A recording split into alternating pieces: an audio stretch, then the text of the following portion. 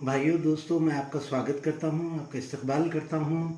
آج میں آپ کو اسلامی قانون اور خصوصاً وہ ارکان و امور جو ہمارے دیش ہمارے ملک میں لاگو ہیں اور جن کے تحت عدالتوں میں مقدمات فیصل ہوتے ہیں، ان کے بارے میں آپ کو معلومات فراہم کرنے کی کوشش کروں گا۔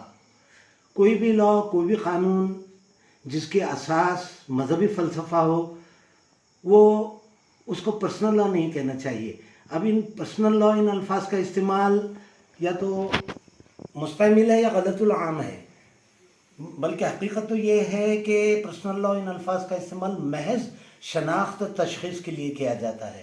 اس اعتبار سے اسلامی قانون کو ایشور کا یعنی اللہ کا قانون کہا گیا ہے، اور اسی وجہ سے اس کو سپریم لا مانا جاتا ہے۔ اب اسلامی قانون کے تحت جو امور، جو ارکان ہماری روزمرہ کی زندگی میں عدالتوں میں پیش آتے ہیں، میں ان کی وضاحت کروں گا۔ اہم ارکان و امور میں اسلامی قانون کے تحت آتے ہیں حقوق العباد، یعنی حقوق یعنی مراٹھی میں حق و ادھیکار، اس کا پلورل، حق کی جمع، عباد یعنی بندے، عبد کی جمع عربی لفظ ہے یہ۔ یعنی جب یہ حقوق العباد ہے، اس کے معنی میں یہ بات چھپی ہوئی ہے کہ تمام انسانوں کے حقوق، اس میں والدین، بھائی بہن، عزیز و اقارب، ہم وطن بھائی، یہاں تک کہ تمام دنیا کے انسان اس میں شامل ہوتے ہیں، اور سمجھا بھی جانا چاہیے کیونکہ اس کا مطلب ہی وہی ہے حقوق العباد کا۔ اب اگر ہم کہیں گے کہ بھی حقوق العباد کے تحت صرف مسلمان ہی آتے ہیں، اس میں ہندو بھائی، کرسچن بھائی یا کسی اور مذہب کے ماننے والے بھائیوں پر اس کا اطلاق نہیں ہوتا، تو یہ غلط ہوگا۔ جب ایشور نے، اللہ نے خود بندوں میں، دنیا کے تمام انسانوں میں کسی مذہبی تفریق کے بغیر سب کو ایک مانا ہے، سب کو اپنے رحم و کرم کی بارش کی ہے، مہربانی کی ہے، تو ہم کون ہوتے ہیں کہ بندوں کو ایک دوسرے سے الگ سمجھیں یا ان میں اختلاف کریں یا اس میں تفریق کریں۔ یہاں اس بات کی ثابت کرنے کے لیے مجھے قرآن مجید کی سورہ بقرہ کی آیات یاد آ رہی ہیں، ان کا ذکر کرنا میں ضروری سمجھتا ہوں۔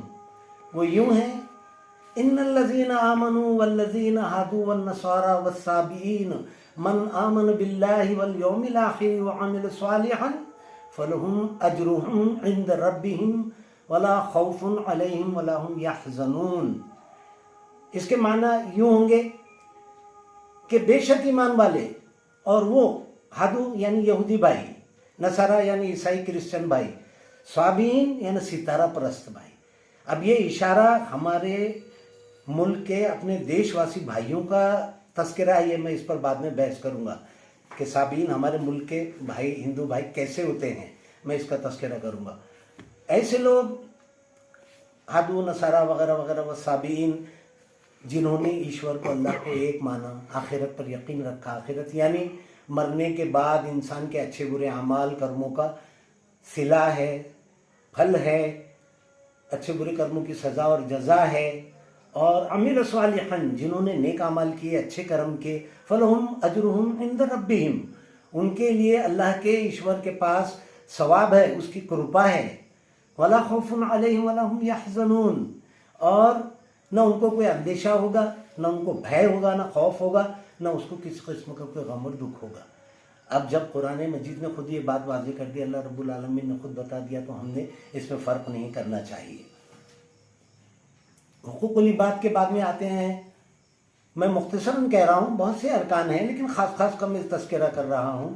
والدین کے حقوق، حقوق والدین، ماتا پتا کے حق و ادھیکار، مراٹھی میں جس کو حق و ادھیکار کہنا چاہیے، ماں باپ سے بہت اچھا سلوک کرنا، ان سے نرمی سے، محبت سے، شفقت سے پیش آنا، ان کا دل نہ دکھانا، ان کے ساتھ سختی کا سلوک، سختی کا ویوہار نہ کرنا، یہ امور آتے ہیں۔ اب یہ بات تو دنیا کے تمام انسانوں پر بلا مذہبی تفریق کے تمام انسانوں پر لاگو ہوتے ہیں۔ اب ان کے بعد آتے ہیں قانون ازدواج اور اس کے جزوی یا جزئی مسائل۔ اب ازدواج کے معنی کیا ہیں؟ نکاح کرنا، یعنی شادی بیاہ، نکاح کا قانون۔ جزوی یا جزئی بھی تلفظ کیا جاتا ہے اس کو۔ جزوی یعنی خاص، مخصوص، اس کے دوسرے معنی بھی ہیں، خال، چند، مختصر، ان کا بھی ان کے اندر یہ تذکرہ ہوتا ہے ایسے امور. اب نکاح کو اگر ہم دیکھیں تو قرآن مجید نے نکاح کو احسان سے بھی تعبیر کیا ہے. سواد سے احسان، سین سے نہیں. سین سے اگر احسان ہے تو اس کے معنی ہوں گے کہ اچھائی کا سلوک، نیکی، اس کا بھی ذکر قرآن حکیم میں ہے. حل جزاء الاحسان الا الاحسان فبأي آلاء ربكما تكذبان، کہ نیکی کا صلہ بدلہ کیا ہے مگر نیکی. تو تم اللہ کی، ایشور کی کون کون سی نعمتوں سے انکار کرو گے؟ یہاں یہ احسان ہے.